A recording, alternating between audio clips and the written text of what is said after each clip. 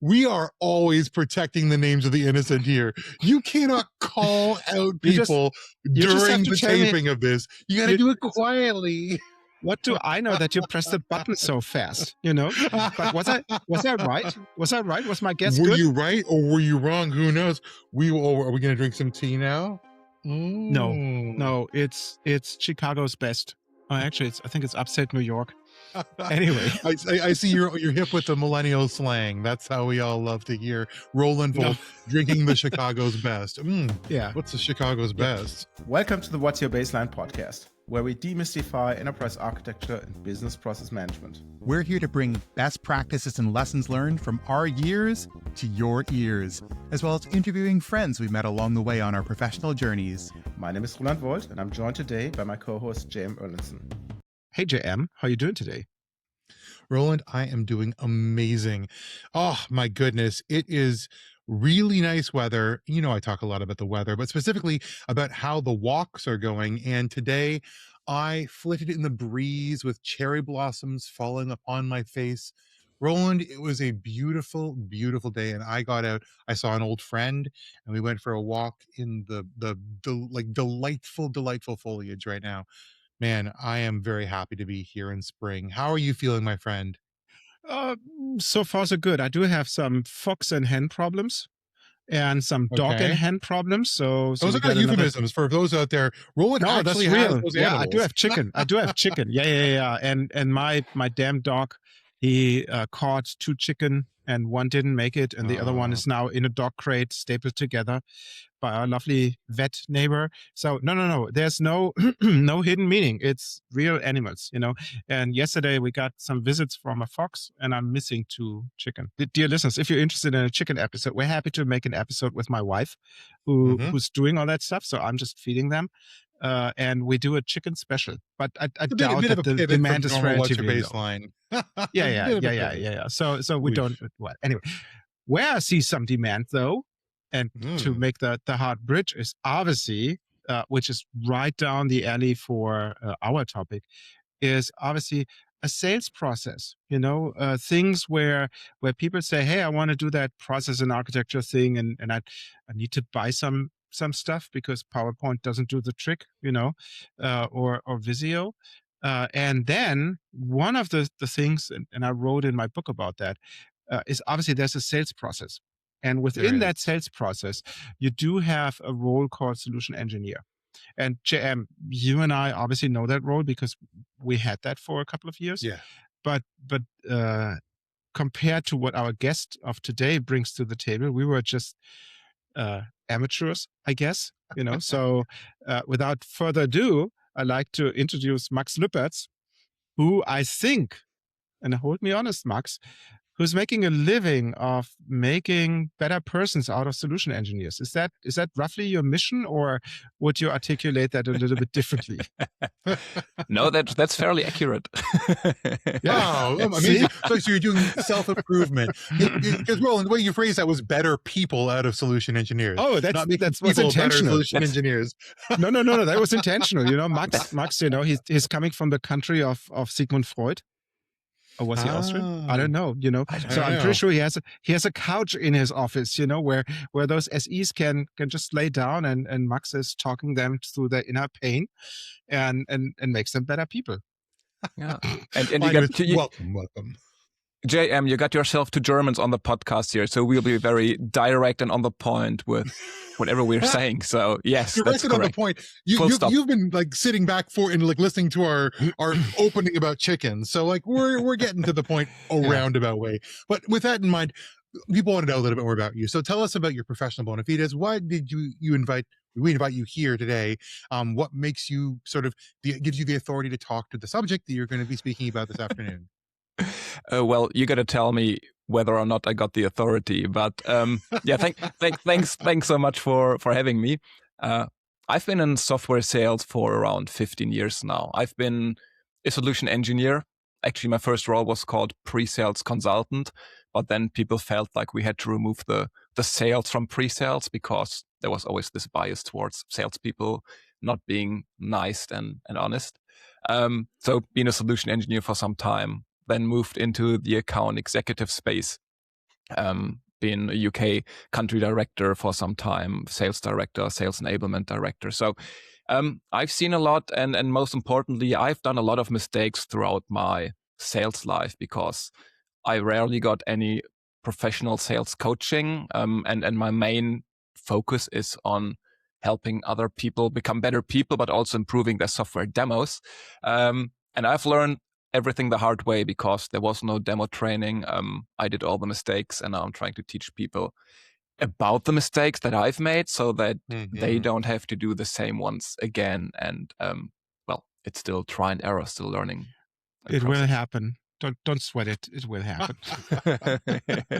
No, but I think you're right. Originally when I started recording videos, even before What's Your Baseline, for that exact reason. I mean, people had been doing things in the platform I knew very well poorly, and I knew they were struggling with them from time to time. And the choice that I had was to either explain it like 500 times or make one video and have 500 people watch it and get better doing it, because it was not a problem of it couldn't be done. It's a problem of you just didn't have the tools. And I feel like for solution engineers, that's a similar problem, right?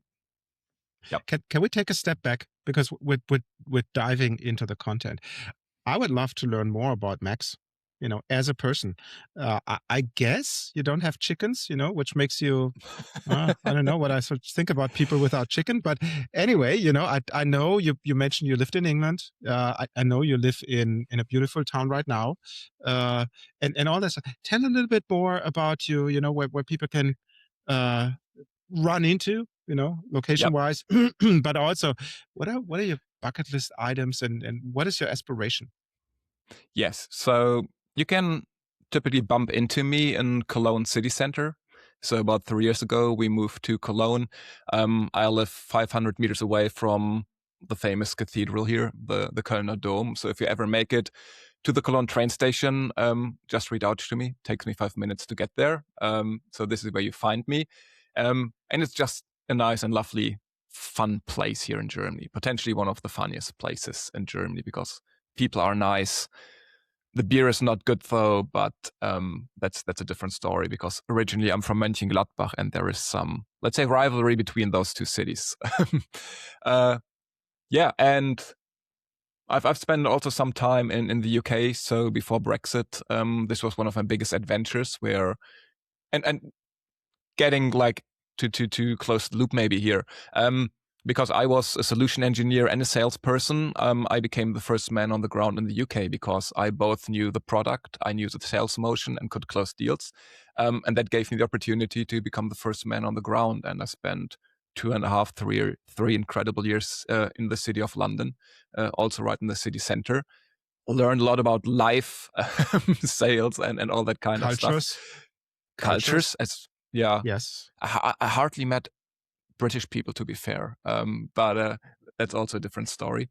And then when I got back from London, Cologne was, let's say, the best choice for me in terms of a big city, international, which I like a lot. Mm-hmm. I like to joke about being German. I like to talk about the weather like JM does. But then again, I enjoy being with people from different cultures and parts of the world. How long did it take you that when they said, this is actually pretty good, that it didn't mean that?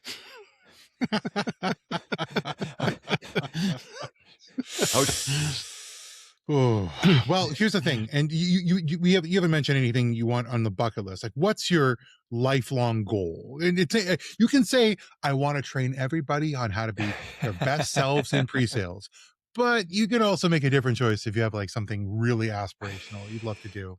Really aspirational. Well, to be fair, I believe that solution engineering is really a great, but like a career path that is underrepresented very often because people have a very old school understanding of what it is.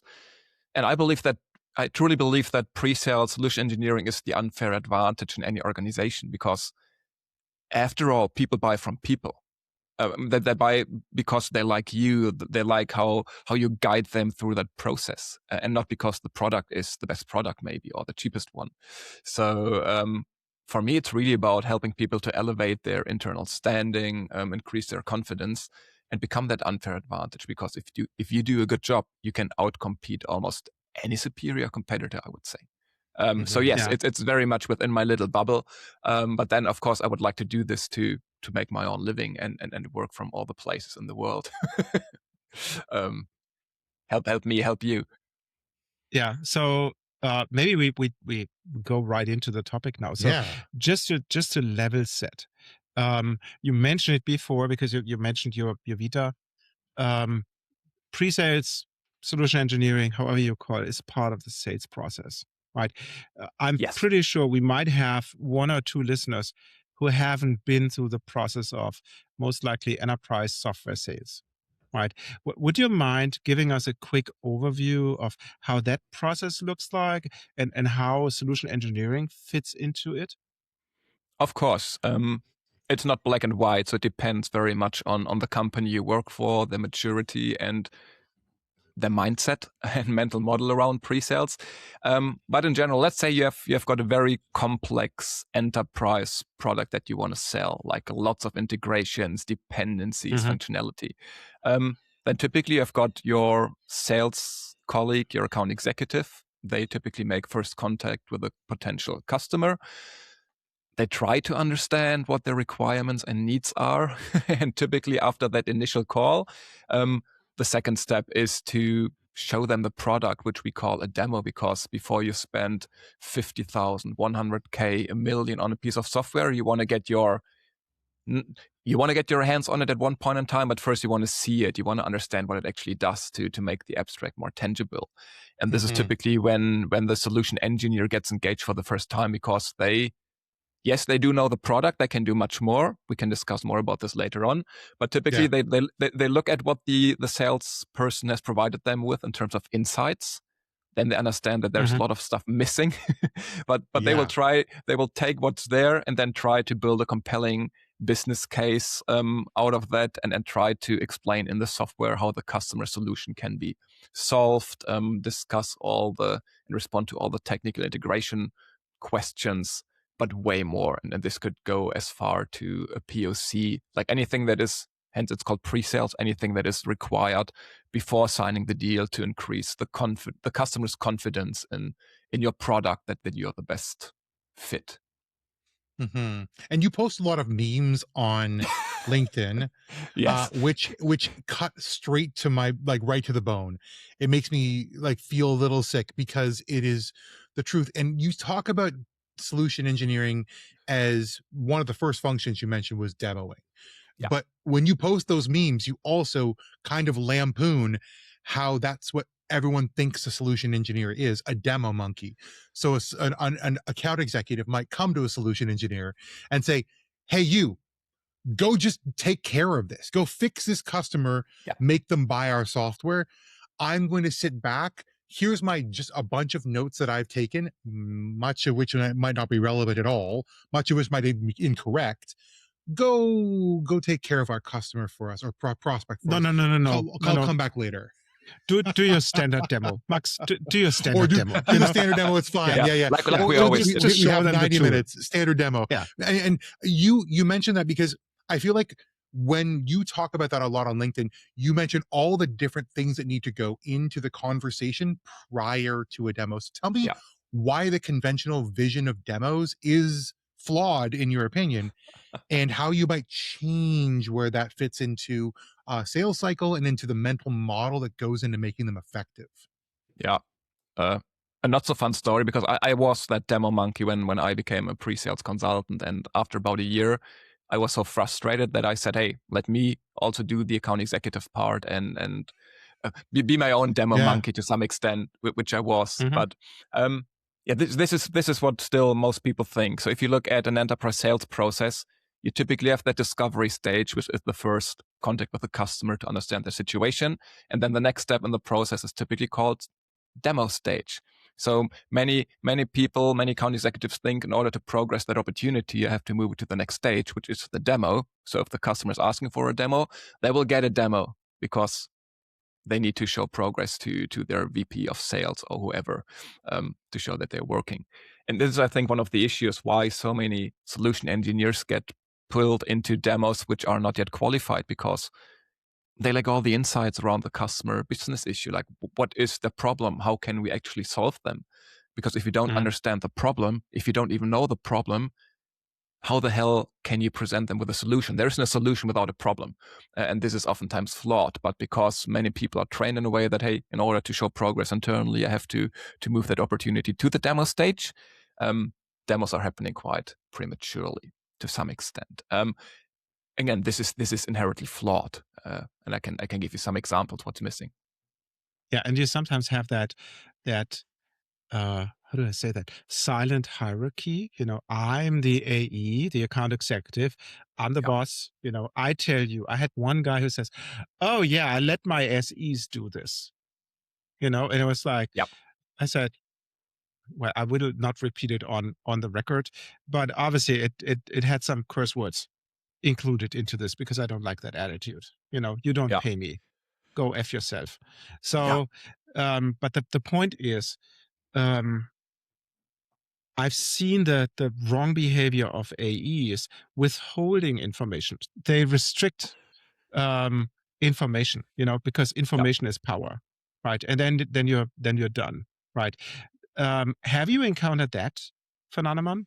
Luckily, not to that extent. I know a lot of account executives who didn't want to let go control of the deal and wanted to, let's say, mandate every single step, but not in a way that they were withholding information, but rather that they, like I said before, hey, this is my solution engineer, and they kept them on a very short leash, meaning that the solution engineer had very little ownership and accountability and freedom on how they engage with the customer, and rather like were on standby only to come in when there was a technical question, but no direct engagement with the customer other than the demo. But withholding information, no, hell no. I mean, I wouldn't good for do you. that for like... Yeah, good for you. Well, the other piece of the puzzle here is a sales perspective that asks for a shotgun method. And I've seen a couple of posts by you specifically calling out this, like, show them everything. We don't know what's going to hit. So as a result, I'm going to ask you to overshare, hoping that they connect with some part of it. Yeah. But tell us why that's not a recommended approach. Yeah, this is something I've heard way too often, also from the AEs I was working with. Like, hey, just show them everything; they'll figure out themselves what is important to them or not. And well, I could keep talking for like 60 minutes now, but this is so there are so many different and difficult things about this. Let me try to address this from this perspective. There is something which is called cognitive load, and we all have very limited cognitive load throughout the day. Cognitive load means all the information we're being bombarded with day in, day out. Slack, email, browsing on your smartphone, listening to the news. So there's only so much information we can actually process in a meaningful way throughout the day. So, and this is true for SEs, for anybody working with customers or people. What you have to do really is you have to understand that you have to lower the cognitive load for your customer to make your information easily processable. Meaning that if you overshare, you're significantly, let's say, increasing the cognitive load on your customer, and you make them process everything that you're sharing with them. And that doesn't work because their brains are already full. So if you overshare, they will very likely not be able to process all that information, remember all that information. And then your demo, your message just becomes messy and diluted. And then it's just noise. And hence oversharing doesn't work because you have to be very deliberate around what you show to keep it easy and understandable for them. So the fail actually happens before the demo, right? Because you don't know, it's the discovery phase, you don't know what their problem is. Right. There's a second aspect that I could see, and I've seen in the past. It was, okay, I showed something, right, and I realized it didn't resonate with the customer, right, and then the better one said, yeah, but I actually want to have this. So literally, I was in one thing. We had a modeling tool. I showed the modeling tool, and I realized the IT person there was just looking at the stair, right, and then we said, oh, you're talking about the fancy dashboards, don't you? Lifecycle management, all that. We have a tool for that as well. Let's stop this demo here. We just jumped on it because you said BPMN and modeling and all that stuff. That's not what you want. let's meet in 3 days, and I bring in somebody else, who shows you the other tool, our sister tool that we have. And lo and behold, they like that way more, and we made the sale on it. But it's the psychological aspect of it, to realize, and I've seen too many SEs who wouldn't have done that, who wouldn't have said, stop that nonsense here. You actually want something different. You don't want to have ice cream. You want to have actually a chocolate cake, right? Let me show you the cake. How do you bring people to this position, right? And I'm talking about the potential client, but I also talk about obviously your SEs, to realize that you're on a wrong path. Yeah. Well, one thing I try to teach in my workshop is, and maybe this answers your question, that the job of anybody again in sales is to reduce cognitive load, but another perspective to see this is to reduce complexity by only focusing on what is really relevant. There is an interesting graphic from spin selling from the 80s, which says, hey, initially your customers are mostly concerned about the problem. So before you even show them a solution, they need to become aware of a problem. Because if you don't have a problem, you're not going to change and you're not going to look for a solution. Only then they look for a solution. And typically they only do so until they've built a short list of 2-3 vendors. And then all they care about is risk, because they need to mitigate the risk on their own side. Because in the end, they have to spend a couple of $1,000, euros on a piece of software. And this needs to work. And if it doesn't work, somebody will have to take the blame on it. And if it fails, it's not looking good for them. So a lot of this is around risk management. And risk, to me, very closely correlates with complexity, because the more complex something is, the riskier it is to implement something, to get everybody on board, to have people use it. And if you overshare, this increases complexity on customer side, because suddenly everything looks like way more difficult than it needs to be. Maybe your customer has one job to be done, but you're oversharing and suddenly going way beyond what they actually need, which will then tell them, oh my God, this is a whole lot of stuff I have to consider. This is way riskier than I initially thought. And if the perceived risk is higher than the perceived benefit, what do you think your customers will do? They're going to go with the option, or nothing. Typically they do nothing. Yeah. If the risk is higher than the benefit, and the benefit needs to be like 3 times higher than the risk, it won't work.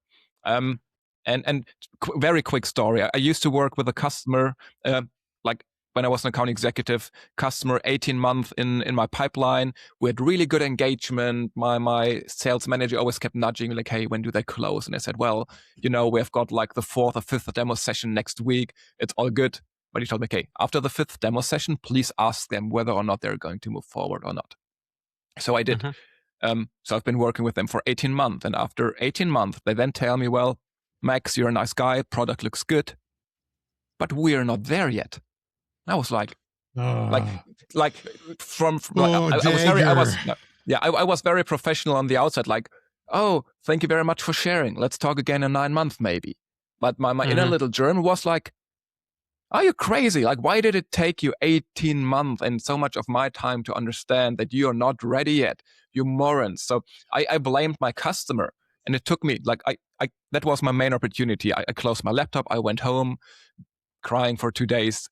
And then I started to realize that it was not them to blame, but it was me to blame. Because that customer had one job to be done. And for that one job to be done, all I had to do was actually show them 3 features in our software platform. But then FOMO kicked in, and I showed them all the other 47 features that we also had. Increasing complexity of the entire project, making it feel like a burden for them. And this is what made them feel like, hey, we're not there yet. We only need that small part. I don't need that other stuff here. And this is what broke the deal. That's where the sofa in your office comes in, Max. You can lay on your sofa and you can rent it out to a psychologist, and he works with you, and then he puts the client on. Yep. Well, that's where I think the idea of trust comes into play. A lot of customers are concerned that the price that they're paying for enterprise software, which can be extremely high, isn't going to get them the value that they want from the software. And I think that as a solution engineer, part of your job, maybe I'm wrong here, is to establish rapport with a prospect that says, guys, you have to believe that, well, the features I'm showing you don't look like they're worth the 100,000, 200, 500 million. The value that it creates to your business is, and that the platform that you're begging to see that if you did would kill this deal, Yeah. behind it is there for you when you are ready, and you can see it when you are ready. But in this conversation today, you need to trust me that me showing this to you does not increase the value of what you're about to buy. And that's a tough conversation to have, because how many times do you sit down with somebody, a senior decision maker, like, an economic buyer, who says, you got to show me everything I'm about to get. I need to know everything that's in the box, because otherwise, how do I know if it's worth what you're asking? So Yeah. how do you push back on that? How do you tell them, like, what do you coach people to establish that trust? Yeah. This is one of the things which I also felt as a junior solution engineer that is intuitive. Like, in order for your customer to make an informed decision, you have to show them everything, because if they don't have all the information, how are they going to make that informed decision? But to be fair, that was not the truth. So what I'm trying to instill in all SEs is, like, you have to understand where your customer is today, where they want to be in the future, and from all the features that you have, which are the few ones which allow them to get from A to B, from now to the better future, and then remove all the other parts which are not important. And this is how I sell this to my customer. I'm like, hey, I understand you're here today. You want to go there. And my job is to help you find the best and quickest possible solution to get from A to B, potentially removing everything that is not relevant. And this is the value proposition that I want to bring to the table as a solution engineer, not oversharing, but giving them the perfect solution for their situation. And I think if you say, hey, I'm not going to do the feature fuck parade to impress you with our AI capabilities, I really want to make sure that you get to your end result in the shortest possible time frame.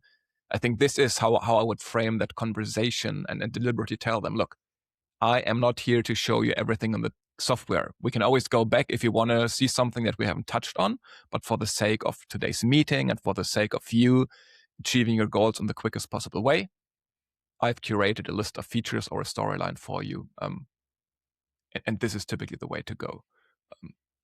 Yeah, and we're going to talk a lot more about that in the second section, particularly how this ties into risk management, how this ties into a practice that you're building, and how you coach people through improving their skills as solution engineers. But for those who are watching, you probably have received a demo at some point in time, or maybe you even given a demo. First and foremost, for those who've received it, did it work well for you? Did you understand what they were saying? Did it feel accessible, or was the complexity a deterrent? And for those who are giving demos, does this sound like you? Are you somebody just throwing it all on the table and hoping people buy what you've got? Maybe this is a great opportunity for you to reflect on what you've done, and we'll come back after a short break with our second section with Mr. Mac Lüpertz.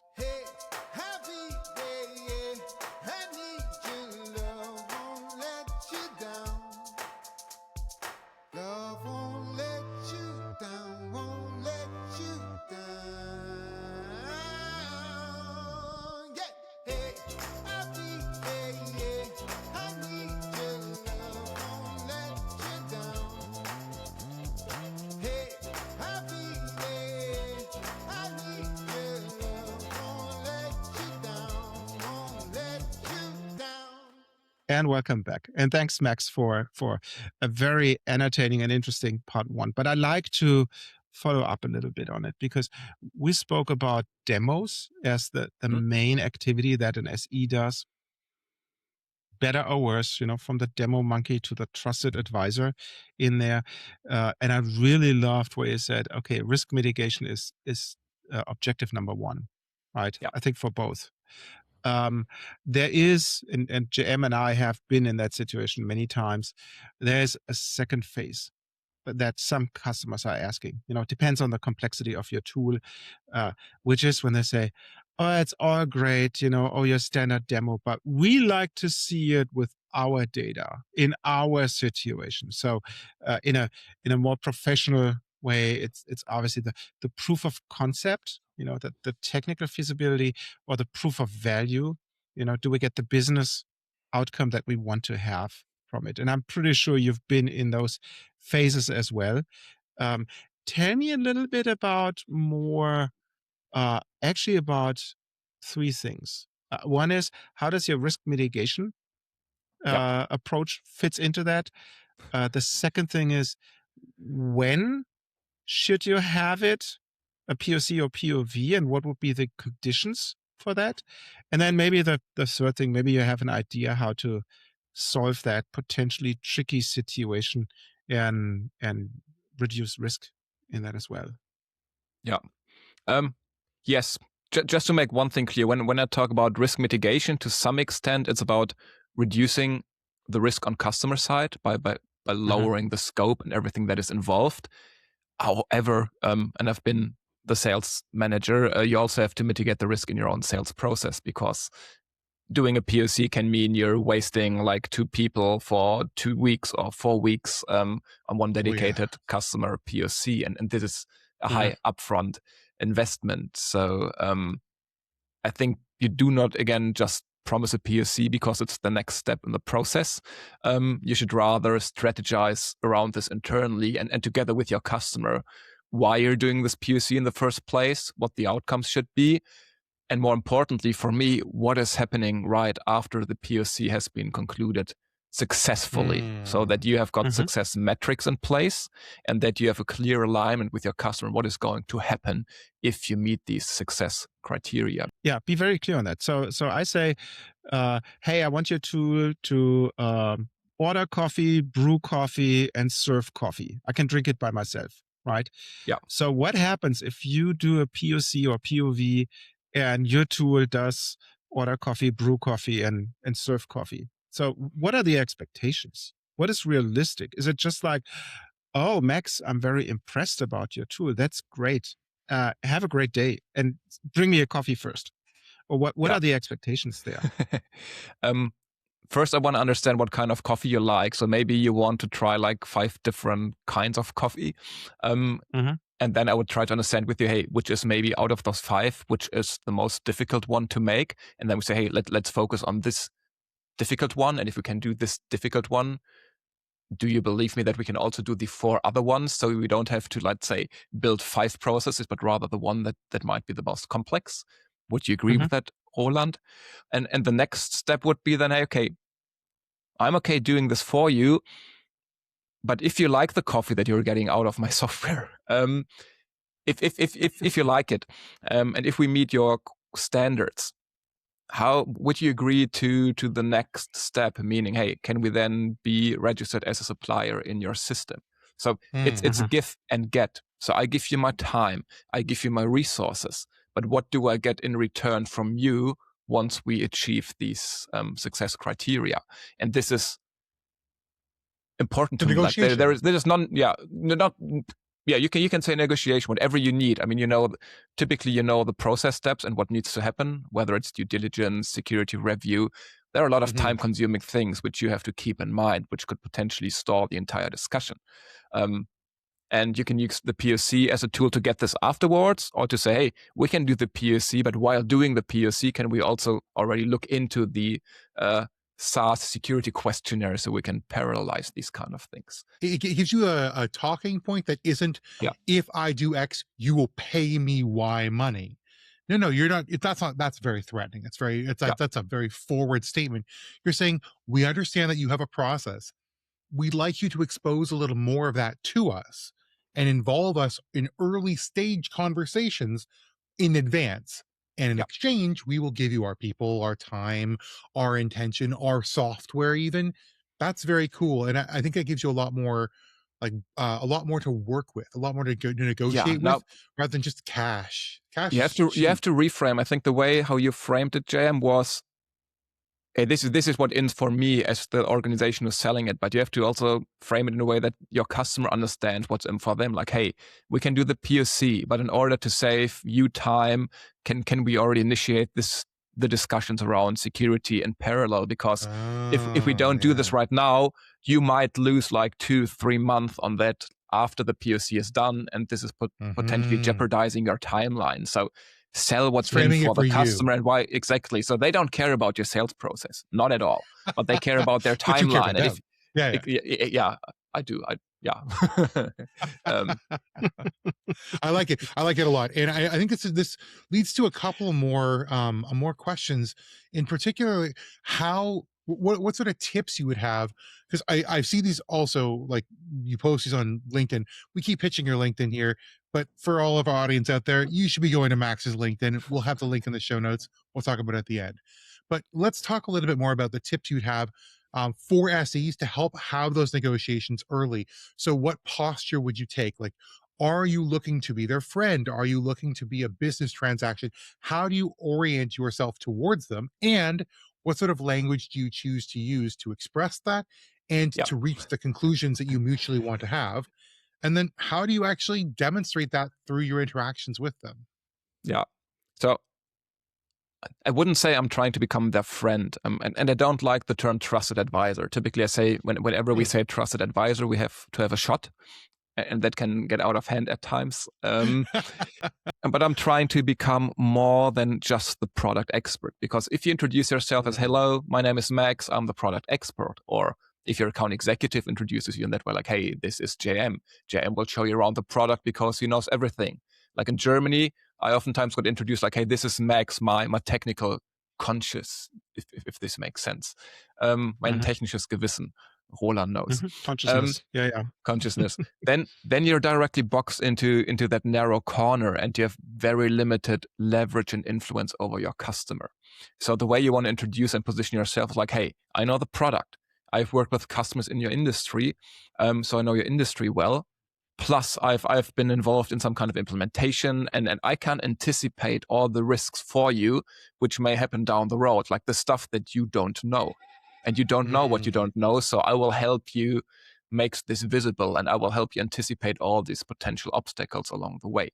And the way, when I moved to the UK, I think I was 28, 29 years old, and I was dealing with like very senior people at large UK corporates. And I was intimidated, and I also felt at times that I had to compensate for my lack of experience and maturity. But at one point, the way I introduced myself to those people was, hello, as you can get from my accent, I'm German. But that also means that I will be very direct and honest with you. So if I see that you're about to make a stupid mistake that I've seen with other customers, I will tell you and I will raise that. And you either got to live with that or not. So I'm not the one who's saying yes and amen to everything that you do. I'm the one who's challenging you in your best interest. So you can live with that, then we're good. If not, I may leave now. But I try to put that in a way that, hey, expect me to challenge you. This is my job. I played that card as well. Yeah. It also excuses for my bad accent. So I play that card as well. I also excuses for my like stuttering words and things like that. I'm sorry, I'm just Canadian. Sorry, I'm sorry. Well, that's rather cute, but exactly that role, and I try to compensate. And my customers told me straight away, like, no, this is exactly what we want. We're sick of all these salespeople saying yes and amen and amazing to everything that we say and want. I think people want to be challenged. And this is also why you need this mindset inside the organization that the SE is more than just the product expert. They can take your customer by the hand and tell them, hey, have you ever heard of the Workers' Council in Germany? No, you better talk to them ASAP. And if you do, here is what you should tell them, and here is what you should show them, so that they feel like you're taking them seriously, and then they become your buddy and not your enemy. And like nobody in London ever heard of Workers' Council. I will put a little table in the show notes, which is basically what the British say and what they mean. So you're a very brave man, with that thing, like I hear what you say, which you understand as he accepts my point of view, but they actually mean I disagree and do not want to discuss it any further. So there's also the cultural aspect. I will put that thing in the show notes because it's really interesting how you have the disconnect in communication, right? What people actually say and what they mean. Obviously, I'm overstretching this a little bit, but I think one of the key things that an SE should do is try to get to a personal relationship. Not personal as we're best buddies and have a drink. You can have a drink too, but whatever. But it's more like, okay, I recognize you, Max, as a person, and we're both in this game. right? So we don't want to screw each other over here, right? And I think that's interesting.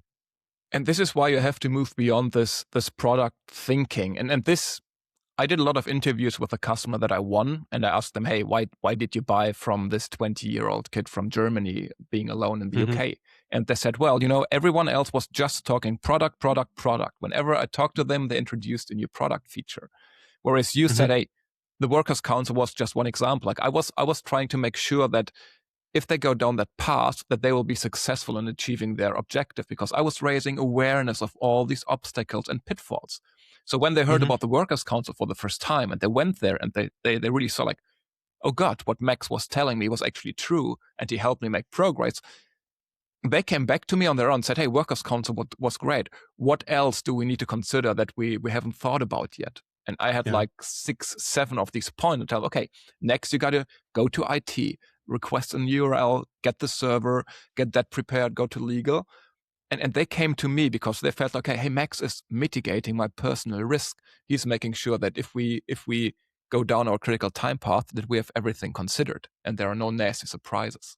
And I think this is where the major shift happened, where you do not do product all the time, but rather take them by the hand. And then they will come to you asking you for more and more and more advice. And this was significantly shifting the needle in my favor. Well, I think that part of that is you discovering what their risk was.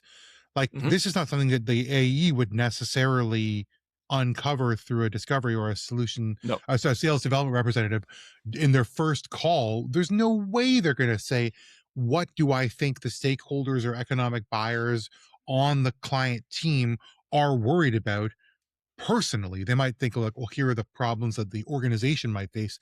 I look at the 10K or whatever and say, oh, here's what I'm seeing in their annual report that might be an indicator of what they could use.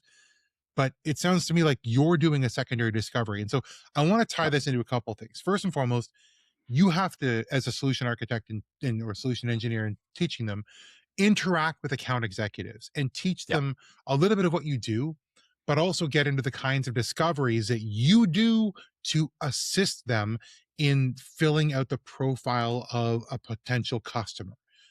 What do you teach solution engineers to do when they speak to AEs? And then how do you teach solution engineers to do that secondary or more targeted discovery to uncover those risk factors that they can later on use as sort of a lever for change in a customer status? Many solution engineers are very agreeable people, and this includes myself. So I like to get along with people very much. Sometimes I want to avoid conflict and friction, but this is not always good. So at one point, I teach my solution engineers that they have to ask uncomfortable questions at times. And uncomfortable questions are things which will make the customer say no, potentially, because you always have to ask for a no in order to proactively surface some objections and concern. Not everything is nice, not everything is shiny. And you have to ask them at a time, for example, like, hey, I see you're fully bought into this, but what would your managers say? Do other people like the idea too? What could be potential risk factors in implementation for this project that you have seen and other engagements like this? So you want to make them aware of, like, you want to hear the thoughts and then address these proactively, because this is also a kind of discovery. But because many people don't like to talk and raise, like have their customers raise objections, they just keep quiet about these kind of things. To give you an example, I think you all know G2 and Capterra. Like, there are plenty of software platforms now where customers can review the tools they're using. Oh yeah. And according to some studies, like 90% of people who are buying software will at one point in time look at these reviews. And these reviews specifically ask for, hey, what do you dislike about tool X, Y, and Z? So every customer has potentially read about what others dislike about it. And they will come to your demo, to your POC, to the signature with that kind of negative feedback in mind. And then they will start to have second thoughts, like, I've read that we need a lot of training and the setup is actually more complicated than we thought. And this is something as a good SE that you should surface proactively by asking at one point in time, like, hey, JM, by the way, have you ever read a review about our software platform? Was there anything that was interesting to you? Anything you would like to ask us about? And then you could say, yeah, one guy actually talked about configuring is quite difficult and we need super training for this. How do you think about that? And then I can proactively address this topic before it's too late, before you're thinking about signing the deal and then getting second thoughts.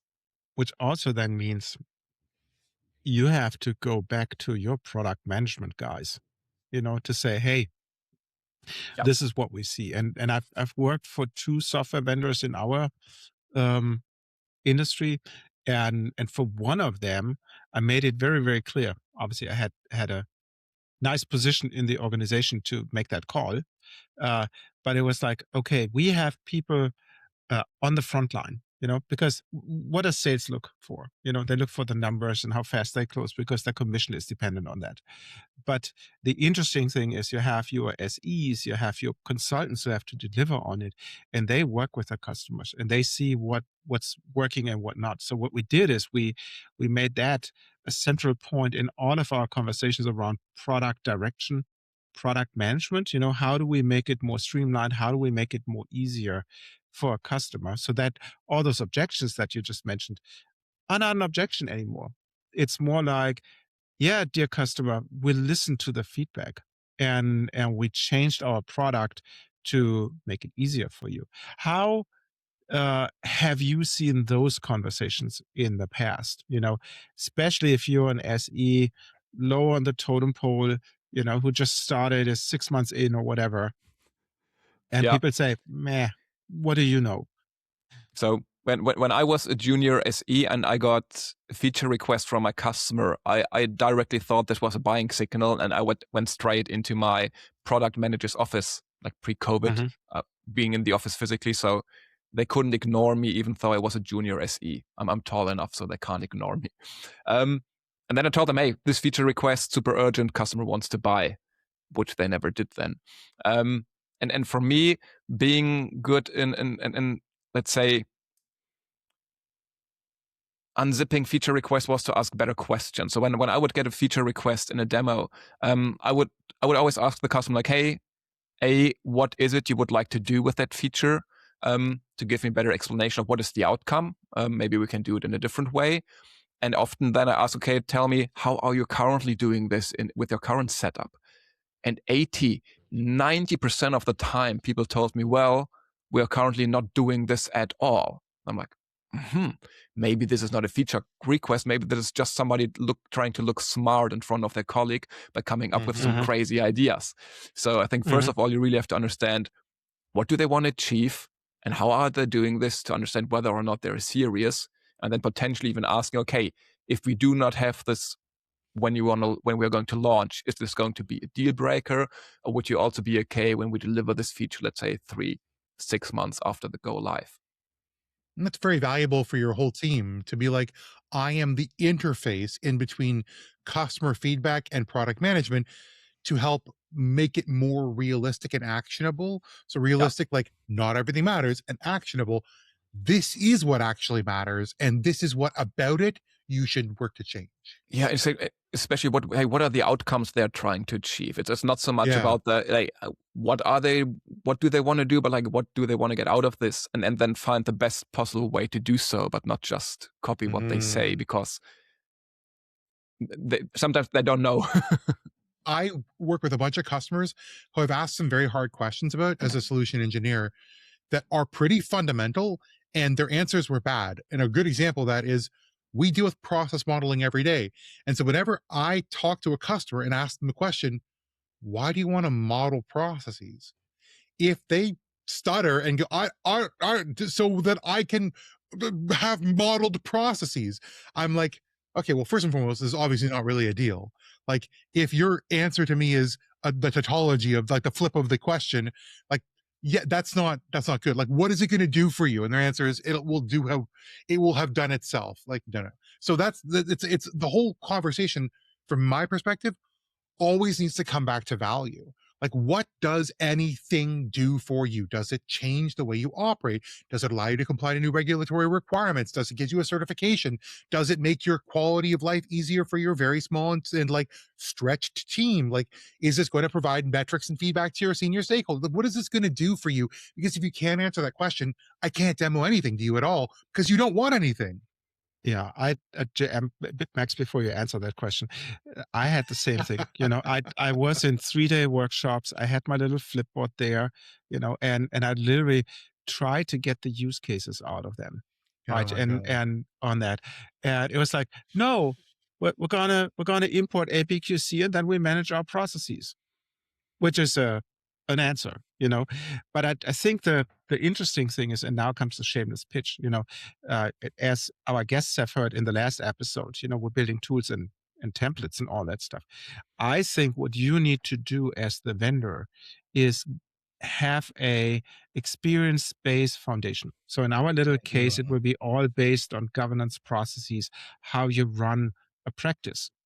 Right. So that changes the role of the SE from the demo monkey to the experienced person who says, no, this is the way how you should do it.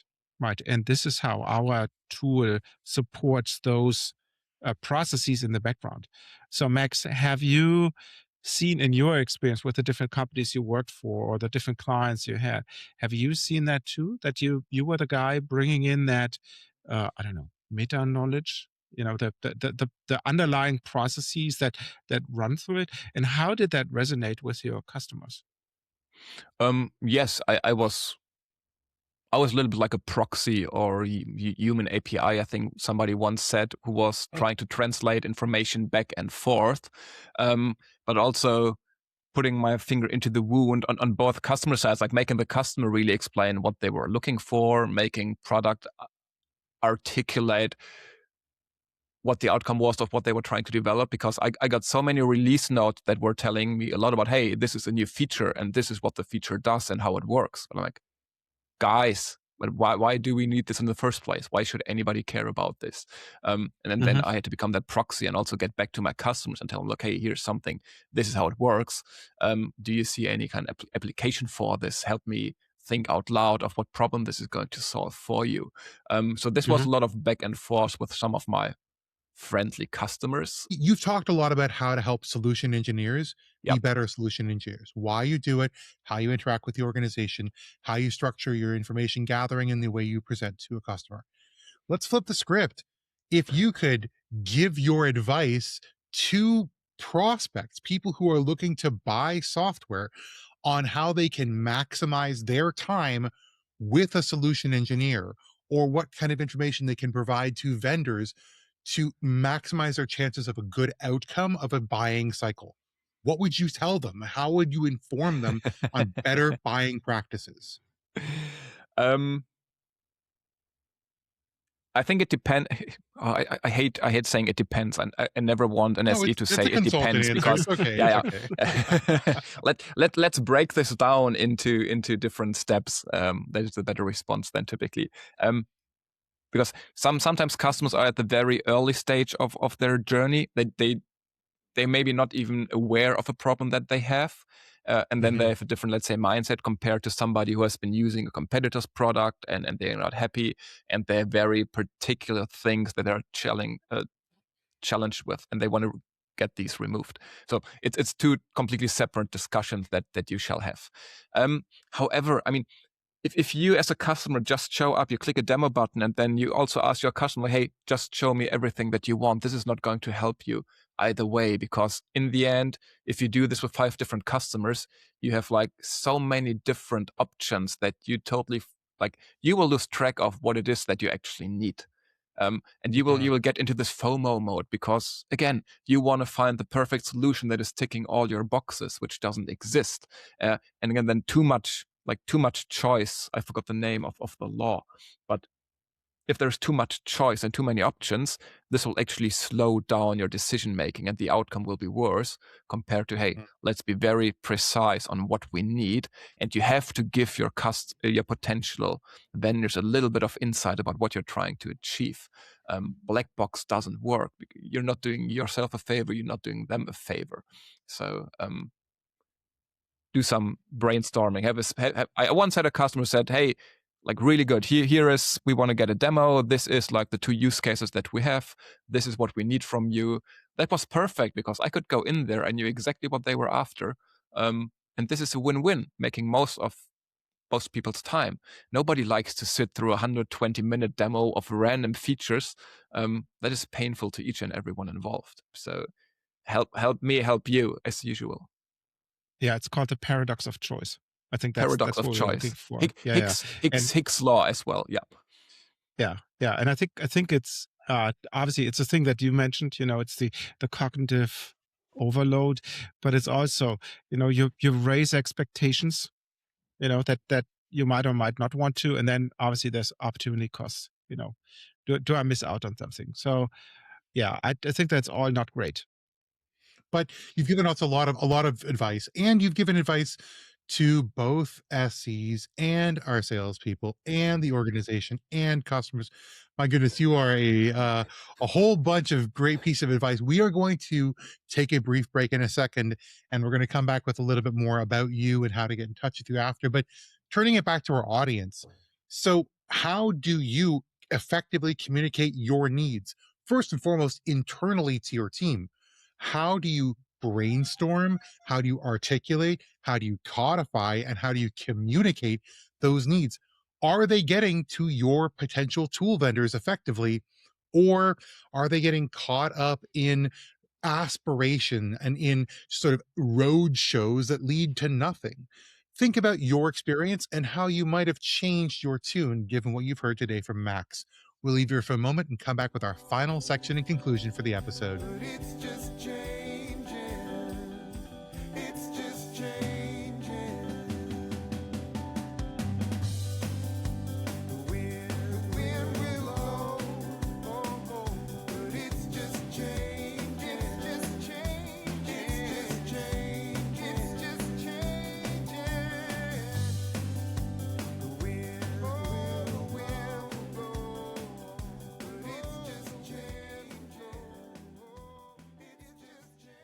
Yeah, welcome back. And Max, this was a very, very, very, very, very interesting conversation because I think what you did well was you not only covered the situation from an SE perspective, from a company inside out perspective, but I think more importantly, when I think about the audience of our little show here, it's the outside in perspective.